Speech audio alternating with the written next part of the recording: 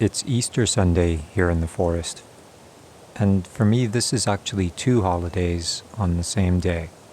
Not only is it Easter, but it's also Spring Thanksgiving. It's the second Thanksgiving, or the first if you think about it. Here we have a couple of perennials coming back year after year, the daffodils on the left, and beautiful ornamental onion on the right. Yes, that's onion. From the same family, we see something else that comes back year after year, and that's garlic. This is actually wild garlic. I let it go to seed, otherwise known as scapes, and up comes garlic. It takes a few years, but look, just keeps growing. And also from the same family here, we see leeks, wild leeks. You can see that there's a new one starting there on the bottom left side of the screen, helping it to spread. I planted the larger one on the right there a few years ago. It's nice to see it starting to spread. And here on the other side of the blue beach where I planted it, we can see some lovely trout lilies. These ephemerals are always so delicious and so welcomed in the early spring. And here you can see one of their flowers. There are two different kinds of trout lilies, those that have the smaller leaves, and then as you can see, the ones with the flowers have much larger leaves. And here we can see a little insect enjoying the pollen from the flower.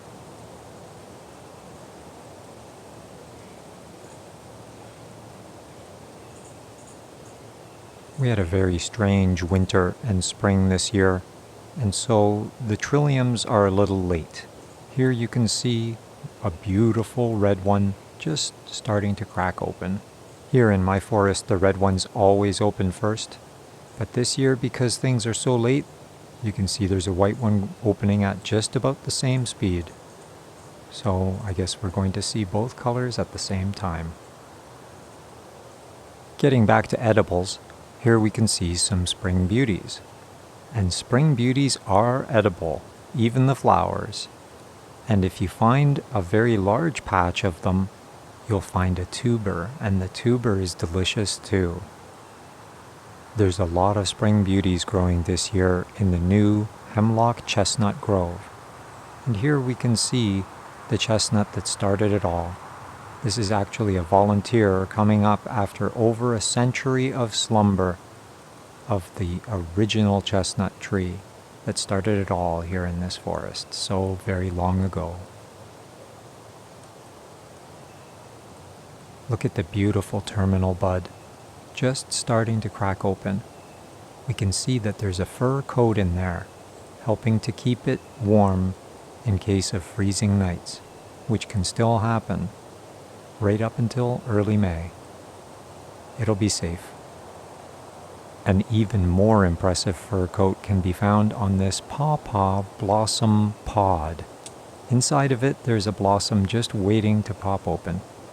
Look at how thick and luxurious that fur coat is. This is definitely something that is intended to stay warm, no matter how cold it gets.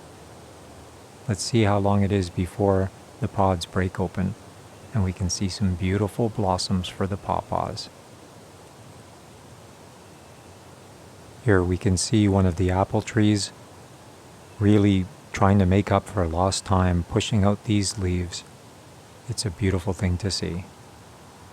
Getting back to food, here we can see some luxurious dandelion leaves on the edge of the garden bed.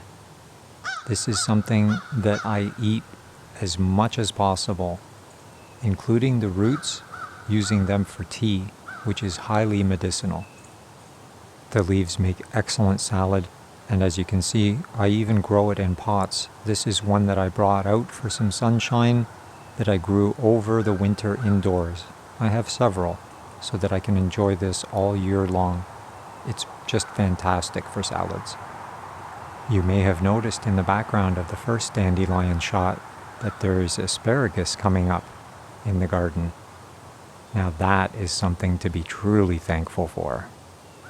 Turning to the main garden, we can see the area where I grow Jerusalem apples otherwise known as sunchokes, and they are actually a year-round food source.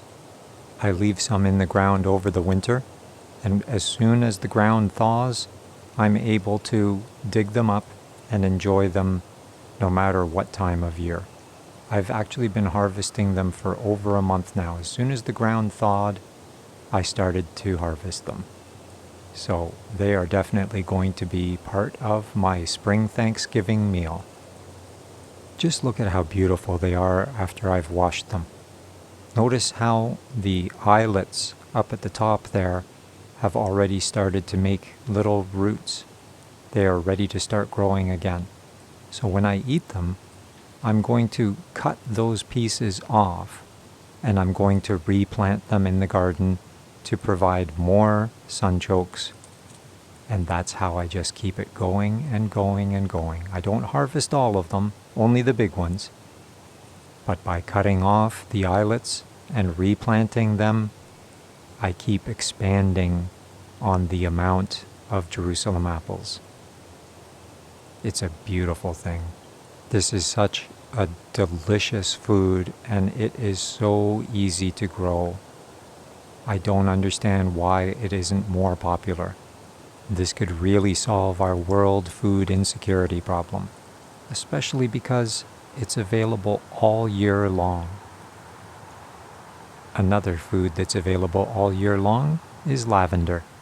I will definitely be adding some of this to my spring Thanksgiving meal for a wonderful and fragrant flavor. To add some real spice to the meal, here we can see my own creation. This is a cross between jalapeno pepper, sweet bell pepper, and a little tiny ultra hot pepper that I don't know the name of. The result is a combination of all of those flavors, and it's really great. Needless to say, I am a seed saver. And here we can see one of my many trays of seeds that I'm sprouting now for spring planting. These are orange bell peppers. And if you look really closely, you can see there's a little bit of mold forming on some of this. And that's okay, because it's a beautiful sunny day. And so I've got it sitting outside so that the sun can disinfect all of that mold. It does a great job. This area was completely overgrown with mold before I brought it outside, and it didn't take long at all for the sun to bleach it. I saved the best for last. Here we can see one of several plants that we colloquially refer to as wild quinoa. Yes, that's right, you heard me. Just look at all of those seeds. And this is from last year's crop. Again, this is something that stays right over the winter. You can even harvest them in the winter because they're so tall that unless there's a lot of snow, you can see them poking out of the snow for easy identification and harvest. But I save them until spring Thanksgiving, just so I can have a very special treat. Wild quinoa is definitely on the menu for my Thanksgiving meal, and for this I am extremely thankful. Wild food is the best food, and it grows in abundance here in the food forest in Long Point, Southern Ontario, Canada.